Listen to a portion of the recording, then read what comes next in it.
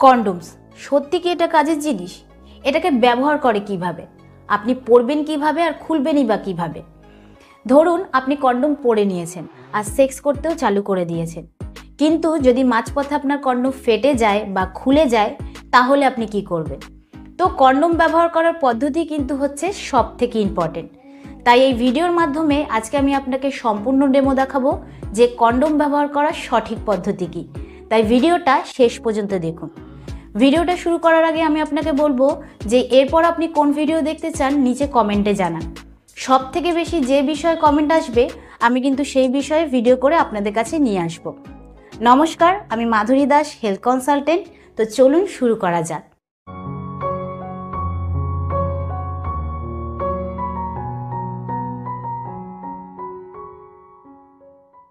কন্ডোমস পুরুষদের জন্য এমন একটা জিনিস যেটা তাদেরকে এসটিআইস, এইচআইভি, প্রেগনেন্সি এই সমস্ত থেকে রক্ষা করে।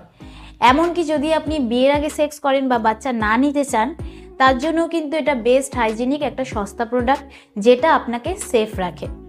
কিন্তু এই কন্ডোম নিয়ে মার্কেটে সঠিক তথ্য কম রয়েছে। এটা মার্কেটে অ্যাভেলেবেল তো রয়েছে, কিন্তু এটা ঠিক কিভাবে ব্যবহার করতে হয় সেটা অনেকেরই অজানা। তাই এটার কিছু বেসিক জিনিস আমি আপনাকে বলে রাখি, যেরকম barrier method, chemical method, Intra uterine device. তো বেশিরভাগ কন্ডোম কিন্তু ব্যারিয়ার মেথডের হয়, আর এই ব্যারিয়ার মেথড যে রয়েছে সেটার কাজ হচ্ছে আপনার যে স্পাম রয়েছে সেই স্পামটাকে ব্যারিয়ার মাধ্যমে আটকানো, যাতে ইউট্রেসে ঢুকে না যেতে পারে। কন্ডোম কিন্তু দুই ধরনের হয়ে থাকে, একটা হচ্ছে ইন্টারনাল কন্ডোম আর একটা হচ্ছে এক্সটার্নাল কন্ডোম। এক্সটার্নাল কন্ডোম কিন্তু ছেলেরা ইউজ করে থাকে আর ইন্টারনাল কন্ডোম হচ্ছে মহিলারা ইউজ করে থাকে। তো এখন কিন্তু আমি এক্সটার্নাল কন্ডোমের ব্যাপারে আলোচনা করছি। তো এই যে এক্সটার্নাল কন্ডোম রয়েছে তার গায়ে কিন্তু তেলতেলে ধরনের এক পদার্থ লাগানো থাকে, যাতে ভ্যাজাইনাতে ঢোকার সময় কোনো রকম অসুবিধা না হয়। আর কিছু কিছু ব্র্যান্ডের কন্ডোম রয়েছে যার মধ্যে এক ধরনের কেমিক্যাল ইউজ করা হয়, যার নাম হচ্ছে নন-অক্সিনল 9।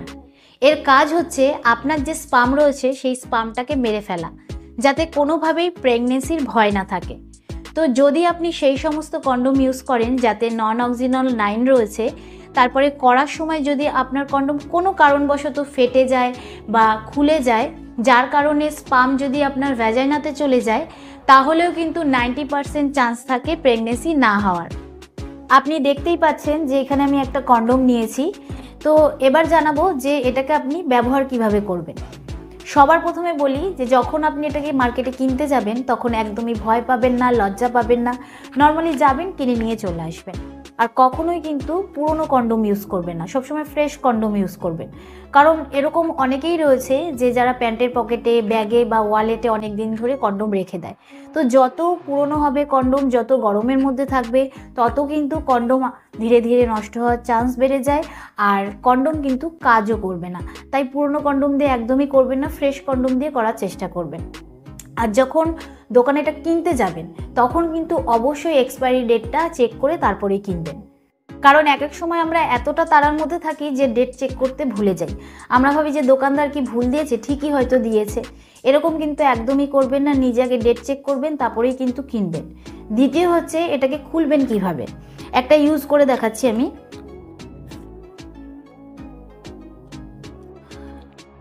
তো বেশিরভাগ ছেলেরাই কি করে যে এটা খোলার সময় দাঁত দিয়ে খোলে, এরকম কিন্তু একদমই করা উচিত নয়। কারণ এর মধ্যে কিন্তু অনেক ধরনের অয়েল থাকে। তো যখন আপনি এটা দাঁত দিয়ে ছিঁড়বেন তখন কিন্তু সেই অয়েলটা আপনার মুখের ভেতর চলে যেতে পারে। যদি ফ্লেভার কন্ডোম হয় তাহলে কিছু হবে না, কিন্তু তাও দাঁত দিয়ে ছিঁড়বেন না। কারণ যখন আপনি দাঁত দিয়ে ছিঁড়তে যাবেন তখন কিন্তু আপনার কন্ডোম ফেটে যাবে আর আপনি বুঝতেও পারবেন না। তো দেখতেই পাচ্ছেন আমি এটা চাপলে সরে সরে যাচ্ছে। তো যখন আপনি এটাকে ছিঁড়বেন তখন কিন্তু হালকা করে একটু সরিয়ে নিয়ে তারপরে যেখান থেকে ছেঁড়ার অপশন রয়েছে সেখান দিয়ে টেনে ছিঁড়বেন। আর এটা তখনই ব্যবহার করবেন যখন আপনি পুরোপুরিভাবে ইরেক্টেড। এরকম নয় যে আপনি ইরেক্টেড নন তাও আপনি ইউজ করে নিলেন। আর কন্ডোম নিয়ে বেশি ভাবার কোনো দরকার নেই। হয়তো আপনি ভাবছেন যে আপনার স্কিনটা পেছন দিকে করে তারপরে কন্ডোমটা লাগাবেন কি না। যদি আপনার ফেনুলাম ছোট হয়, আপনার স্কিন পেছনে করে কন্ডোম লাগাতে ব্যথা করে, তাহলে কিন্তু এরকম করার একদমই দরকার নেই, আপনি নর্মালভাবেই লাগাতে পারেন। কিন্তু যদি আপনার ফেনুলাম বড় হয়, আপনার যদি ব্যথা না করে, আপনার যদি মনে হয় যে আপনি স্কিন পেছন দিকে করে তারপরে লাগাবেন, তাহলে কিন্তু লাগাতে পারেন। এবার জানবো যে কন্ডোম আপনি কিভাবে পরবেন। কন্ডোম পরতে পারাটা কিন্তু খুবই জরুরি, কারণ বেশিরভাগ ছেলেরা ফেলিওর হয় কন্ডোম না পরতে পারার কারণে।